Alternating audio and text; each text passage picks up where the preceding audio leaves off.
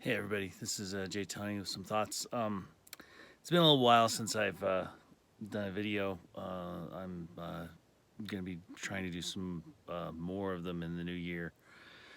A couple things have been happening lately. The news all over the place is going to be about the impeachment.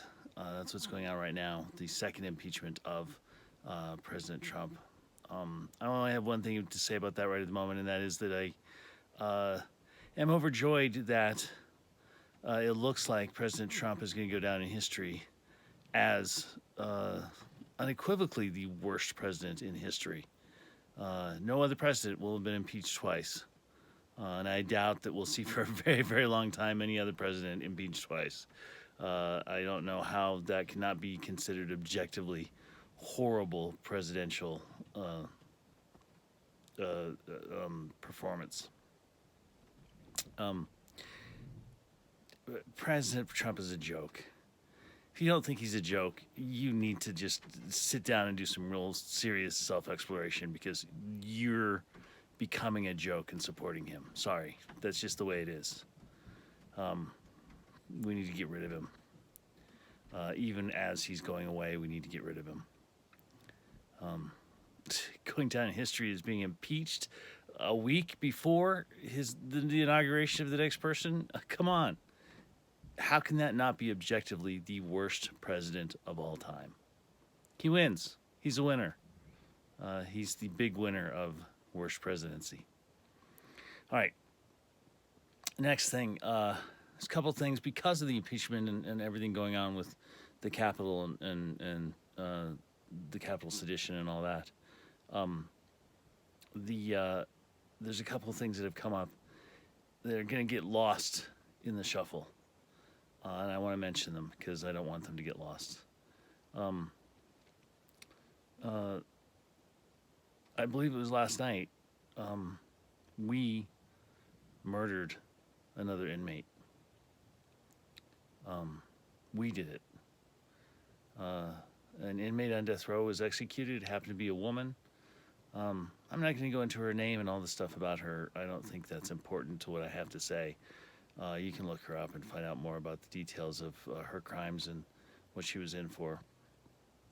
What I have to say is that, at the very basis, I think that capital punishment is cruel, unusual, barbaric, and doesn't belong anywhere in a society like ours. We shouldn't have capital punishment in our society, period. I've had a lot of arguments with people, and I talked to a guy online today who was very congratulatory on getting rid of her, that she deserved to die, and that it was better for everybody that she was gone. To that, I'd say this. I don't want to believe that anyone deserves to die. I don't think that's a good thing to believe. I don't think that's our place to believe that someone deserves to die. I think that's ethically wrong. But if I dig down deep, do I believe that some people deserve to die? I wouldn't put it in those words, but I can get the sentiment. I understand it. I wouldn't go against that. I think that some people are horrible and hurt our society so much that, yeah, maybe they deserve to die. But here's the thing. I am morally against participating in the murder of anyone. I do not want to be a part of it. I do not think it is anyone's right to force me to be a part of it. Capital punishment, in many ways, forces me to have my hand on the switch just like everybody else's. We all have our hand on that switch. We all have our finger on that plunger. We're all murdering those inmates. And I use murder specifically because the term execution whitewashes it. It's snuffing out another life intentionally.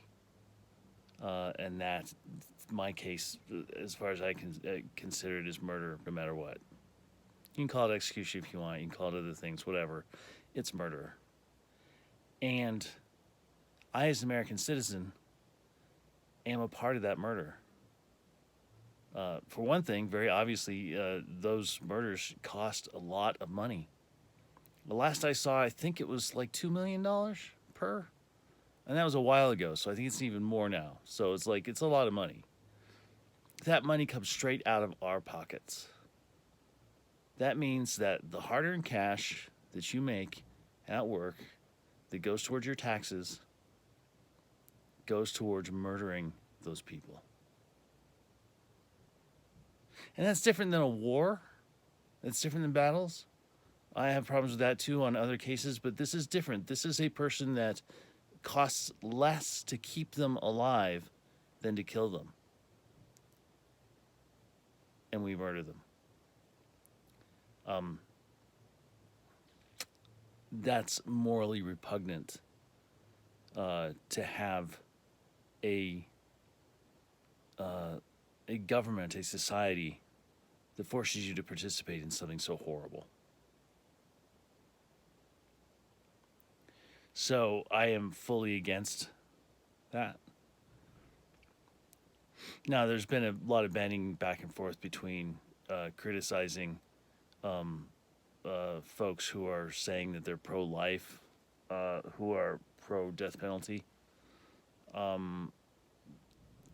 and that this is the other side of it, and that some people may point at me and say that's hypocritical for you to be pro-choice and anti-death penalty, but here's the difference.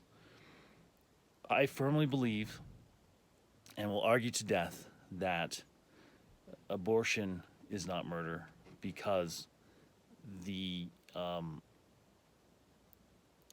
embryos, the fetuses, are not living beings until they are viable outside of the womb. They just aren't. They are a part of the woman who bears them. They are a part of her. She wants them to be removed, she can have them removed. If they can't survive that removal, just like we would with any other host system, if they can't survive outside the host, that's their problem, not hers. And not ours. It's not murder. Once they are viable outside the womb and you are taking away something that's theirs, their life, yeah, I can see that's murder. That's murder of a child. Until they can breathe and be outside the womb and continue to live, I'm sorry, it's calling that murder is a joke. It's a complete, utter fantasy. So it's not hypocritical that I am pro-choice because I am pro the woman being able to control her own body, of which that fetus is a part of. And I am anti-death penalty because that is murder. So that's my take on that. I didn't want that to get shoved under the rug, and I know it's going to be. No one's going to be talking about it. And lastly, there's another item which I just saw just moments ago. A pastor in Killeen, Texas, with his family was having some mental problems. They needed help. And they called in to have someone come to help him with this mental illness crisis. And cop came, knocked on the door, entered very briefly. They said that the man was going to come outside, so the cop went outside. The man came out and was being threatening. He was being threatening, but he was completely unarmed. He had his hands way out. You could see he had nothing on him. He was approaching the officer. Bad idea. The officer tased him. Okay, I get it. 3 seconds later, the officer shot him 3 times in the chest.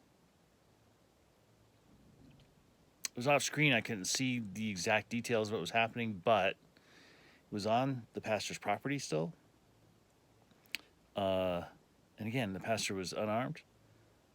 And this untrained cop who has no idea how to handle someone with a mental illness issue killed him, shot him dead. Does it help that the pastor was black? Well, I don't have anything to compare this particular thing to at the moment, but I would bet if you look at a similar situation with a white person having a mental breakdown and a cop coming to them, less likely anyway that they would get shot. So statistically, it was less likely. Um, will this shot see any kind of repercussions for this? Yeah, he'll probably get administrative leave for a little while, paid, get to go home and sit with his family. This pastor will never sit with his family again. This is why everyone calls for defunding the police. The police are not equipped to handle this kind of situation. They can't do it. Time and time again, they show they cannot do it. They fail. And it's not necessarily their fault that they fail. They don't have the training. They're not given the training. We need the professionals who are trained to do this kind of work to be doing this kind of work and leave the cops out of it, leave the guns out of it. No reason for that cop to have shot him. None.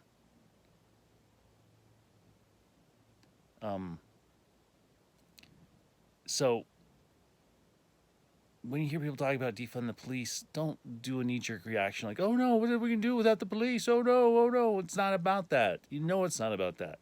You know it's not about getting rid of the police.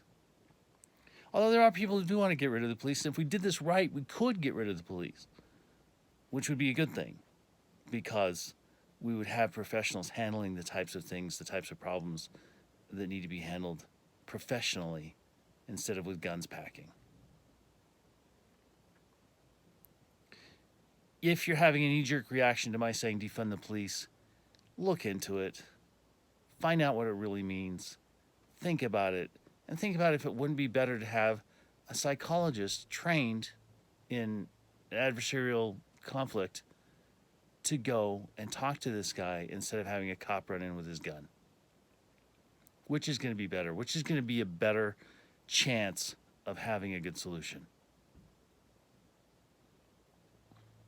And then the cops don't have to do this, so less money has to go to the cops to do this because they're not doing it anymore. So that money can go to the right place. That's what defund means. Anyway, those three things I wanted to bring up today because it's weird and it's complicated, and I think that